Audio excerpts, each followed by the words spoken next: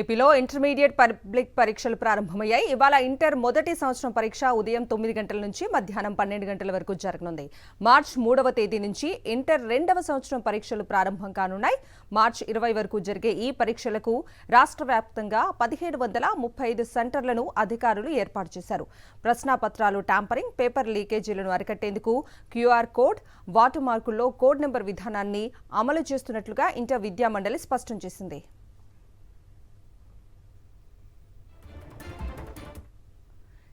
ఇక ఇదే అంశానికి సంబంధించి పూర్తి అప్డేట్స్ అందించడానికి విజయవాడ నుంచి మా ప్రతినిధి అశోక్ లైవ్ లో జాయిన్ అవుతున్నారు. అశోక్,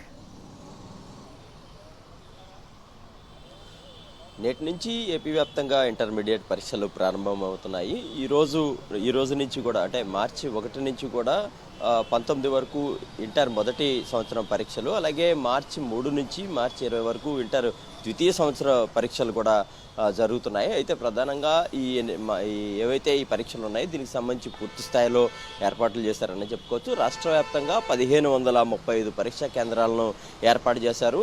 ఈ ఇంటర్ ఫస్ట్ ఇయర్ కావచ్చు, సెకండ్ ఇయర్ కలిపి సుమారు 10,58,892 మంది విద్యార్థులు పరీక్షలు రాస్తున్నారు. ఇక పరీక్షల్లో ముఖ్యంగా అనేక సార్లు అంటే ఏదైతే మాస్ కాపింగ్ కావచ్చు, లేదంటే ఎక్కడైనా పేపర్ లీకేజ్ ఇలాంటివి ఏమీ లేకుండా పటిష్టమైన చర్యలు తీసుకున్న పరిస్థితి కనబడుతుంది. పరీక్షా కేంద్రాలకు 100 మీటర్ల దూరంలో ఇక్కడ ఎవరు లేకుండా చేస్తున్నారు. ముఖ్యంగా 144 సెక్షన్ విధించిన పరిస్థితి కనబడుతుంది. అదే సమయంలో పరీక్షా కేంద్రాలకు పరిసరాల్లో ఉన్న జిరాక్స్ సెంటర్లు కావచ్చు, ఇంటర్నెట్ షాపులు వీటిలన్నింటినీ కూడా ముందస్తుగానే క్లోజ్ చేయించిన పరిస్థితి. ఎందుకంటే గతంలో అనేక సార్లు చూసాము, ఇంటర్ పరీక్షల సమయంలో కొన్నిసార్లు పరీక్షా పత్రాలను పక్కనే ఉన్న జిరాక్స్ సెంటర్ నుంచి కూడా తెచ్చిన పరిస్థితి. అయితే ఇట్లాంటివి ఏమీ లేకుండా పటిష్టమైన చర్యలు అయితే అధికారులు తీసుకున్న పరిస్థితి కనబడుతుంది. ఇక ప్రస్తుతం పరీక్షా కేంద్రాల వద్ద 9 గంటల లోపు వచ్చిన వారందరినీ కూడా పరీక్షా కేంద్రానికి లోపలికి పంపించారు. 9 నుంచి 12 గంటల వరకు పరీక్ష అయితే